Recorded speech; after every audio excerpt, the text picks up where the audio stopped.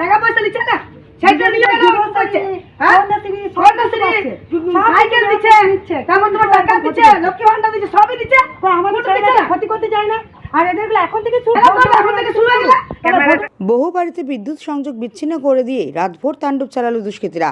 দুর্গাপুরের 21 নম্বর ওয়ার্ডের চাষিপাড়ায় বুধবার রাতে এই ঘটনার পর ব্যাপক উত্তেজনার সৃষ্টি হয়। স্থানীয়দের অভিযোগ, চাষিপাড়া রাতের অন্ধকারে দুষ্কৃতীরা এলাকার একাধিক বিদ্যুতের তার কেটে দেয়, যার ফলে বহু বাড়িতে বিদ্যুৎ সংযোগ বিচ্ছিন্ন হয়ে পড়ে।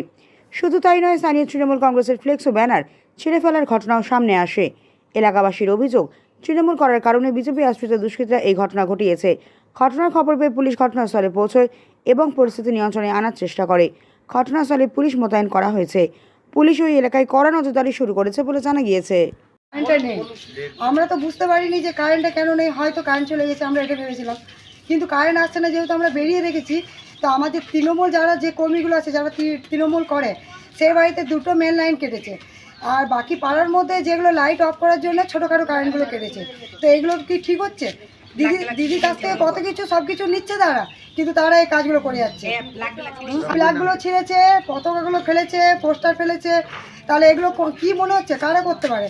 বিজেপি লোকেই করতে পারে, বিজেপি ছাড়া কেউ নয় এগুলো। আমার নাম শিখা বিদা।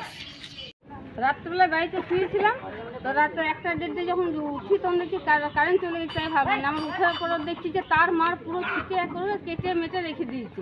এখানে তৃণমূলের ফ্ল্যাগ দেওয়া ছিল, সেটাও ছিটে ফেলে দিয়েছে। আপনারা কি মনে করছেন কারা করেছে? এটা বিজেপি লোকে করেছে, তাছাড়া তো